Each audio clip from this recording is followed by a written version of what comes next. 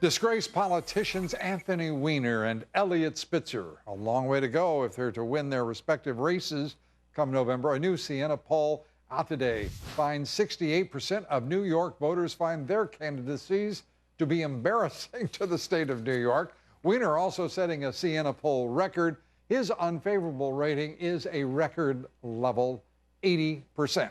And in San Diego, Mayor Bob Filner completing 14 days of intensive behavior therapy after 14 women have accused him of unwanted sexual advances. Filner's attorney says his clients will now begin outpatient treatment. Joining me now, the A-Team, Scottie Hughes, news director for the Tea Party News Network, and Juan Williams, columnist for The Hill, Fox News political analyst. Thank you both for being here. Does it get better than this one? 80% disapproval? I've never heard numbers like that. I guess that guy really did something wrong, Lou.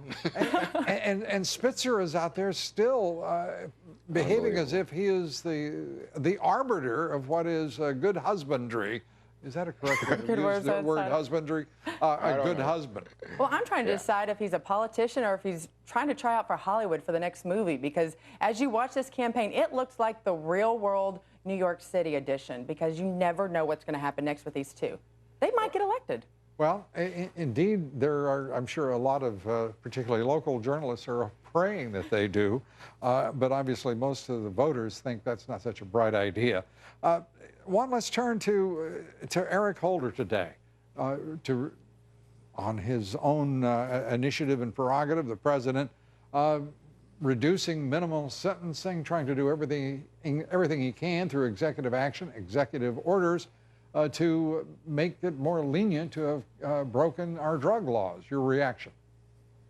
Well, I think it's a smart move. I think this is something where Holder is going to find that conservatives and liberals will join hands, Republicans and Democrats, and he's never had that. I mean, obviously, he's been pilloried, especially by Darrell Issa, House oversight over Fast and Furious and other items. The spying issue has come up, and I think it's hurt him.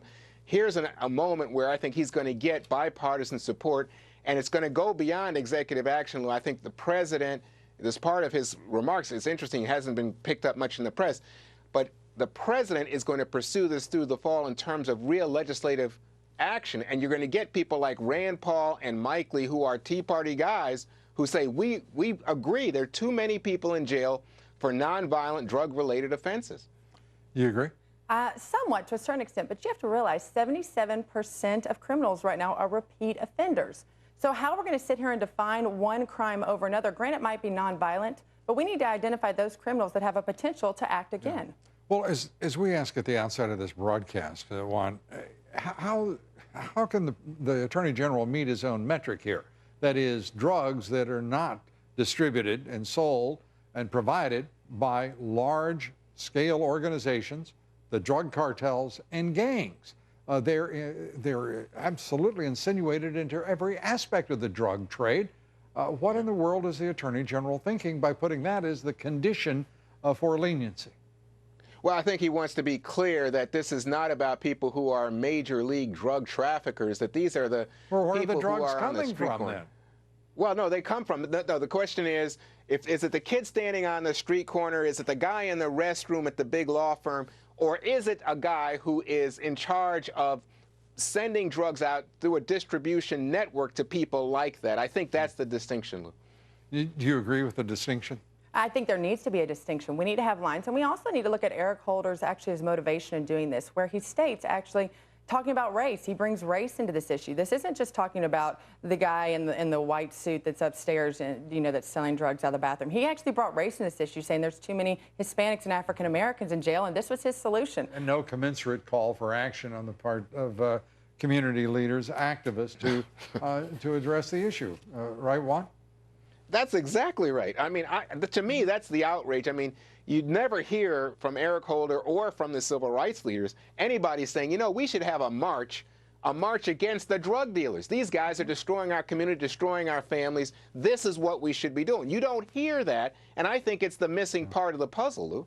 Yeah, I couldn't agree more. And everyone upset because activists and leaders like Reverend Al Sharpton, Reverend Jesse Jackson not stepping up in the case of that horrible beating by those bullies on that school bus. But think about the millions of lives that have been devastated, and disproportionately the lives of minorities in this country by a failed war on drugs. And these same leaders don't open their mouths on this issue. It's terrible. It's an outrage, and it goes beyond that. It devastates real estate. You know, you can't live in the neighborhood. Retail business can't operate in the neighborhood. And then people say, hey, how come I can't get a good restaurant in this black community? Hey, wake up. It's because nobody says these drug dealers who are operating some crack house are making it hard for anybody to do any kind of business around here. Yeah, and to be clear, we're talking about a nation that's being devastated by this. Yeah, that's true. This reaches through every economic class, every race, every ethnicity, and it is such a tragedy.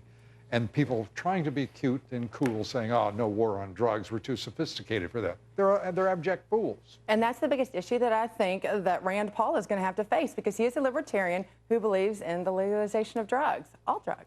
Well, I think one other thing that's going to have to be faced by libertarians, Rand Paul and others, is a philosophy that makes sense in this modern age. Simply saying no government is not an answer to anything in this day and age. Scottie and Hughes, thanks so much for being with us. Juan Williams, thank you, sir, as always.